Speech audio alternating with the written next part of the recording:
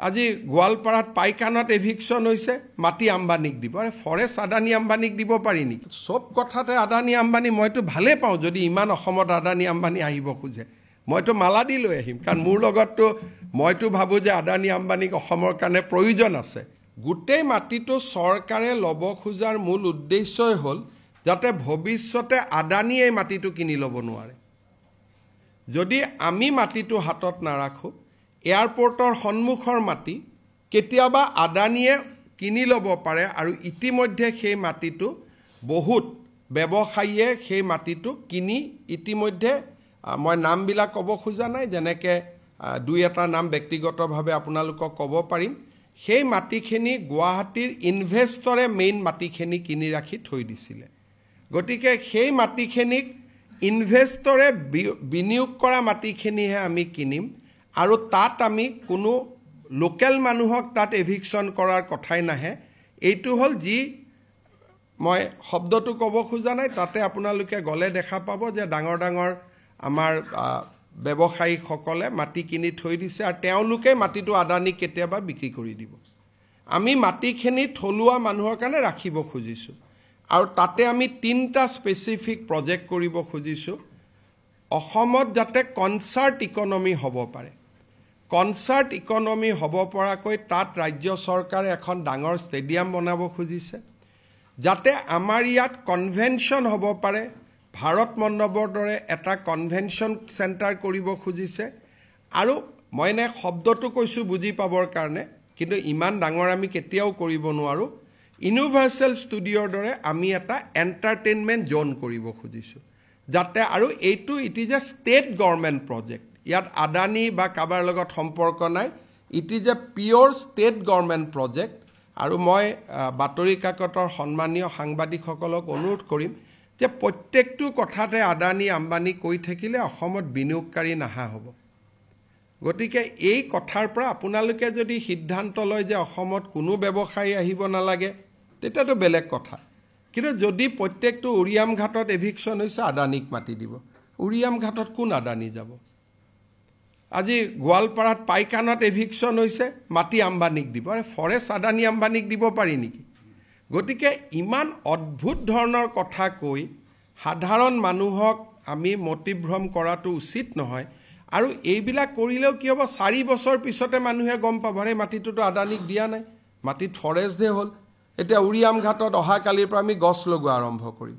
স্থানীয় মানুহখিনিৰ ওচৰত ডিছক্ৰেডিটেড কোন হ'ব? নিউজ চেনেলকেইটাই ডিছক্ৰেডিটেড হ'ব।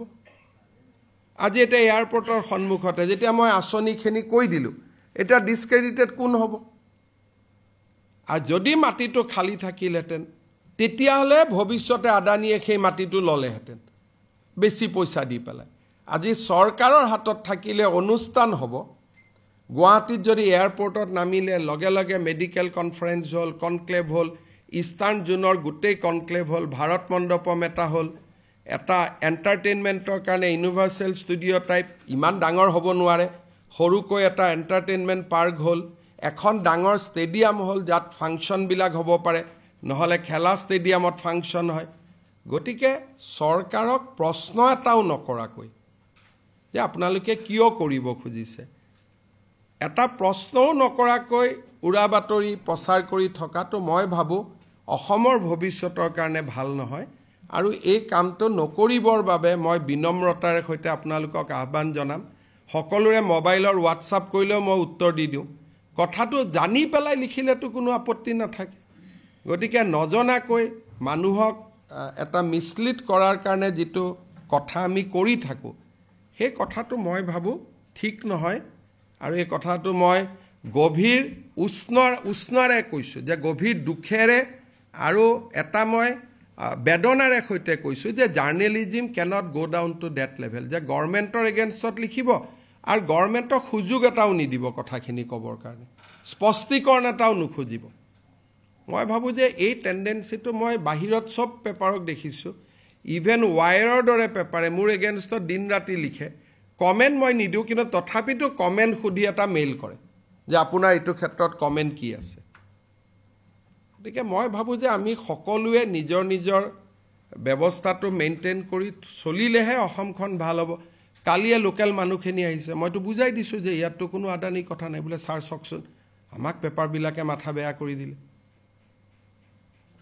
তাৰমানে ডিছক্ৰেডিট কোন হয় সংবাদ মাধ্যম ডিছক্ৰেডিট হয় মইতো নিবিচাৰোঁ মই ভাবোঁ যে অসমত সংবাদ মাধ্যমটো জীয়াই থাকিব লাগে কিন্তু যদি ডেইলি বেচিছত ডিছক্ৰেডিট হৈ থাকে কেতিয়া এটা উৰিয়াম ঘাটত আদানী যাব পাৰে নেকি তাত য'ত মানুহে যাব নোৱাৰে অসম নাগালেণ্ডৰ সীমান্ত তাত গুলীবৰ্ষণ ইটো সিটো কিমান হিষ্ট্ৰী আছে সেই জায়গাটোত 200 জনতকৈ বেছি মানুহৰ মৃত্যু হৈছে তাতে এটা আদানী যাব পাৰিব নেকি গতিকে আপোনালোকে গোটেই কথাবিলাক বেকগ্ৰাউণ্ড চেক কৰি লিখক গভৰ্ণমেণ্টৰ লগত দৃষ্টিভংগীৰ পাৰ্থক্য থাকিব পাৰে কিন্তু দৃষ্টিভংগীৰ পাৰ্থক্য থকাৰ মিনিং এইটো নহয় যে আপোনালোকে উৰা বাতৰি এটা প্ৰকাশ কৰিব মোক সুধি ল'লে হয় যে ছাৰ এনেকুৱা শুনিছোঁ হোৱাট ইজ ইউৰ ভিউ সঁচা নেকি মই কৈ দিলোঁহেঁতেন যে এইটোতো কোনো কথা নাই তাত চব কথাতে আদানী আম্বানী মইতো ভালেই পাওঁ যদি ইমান অসমত আদানী আম্বানী আহিব খোজে মইতো মালা দি লৈ আহিম কাৰণ মোৰ লগততো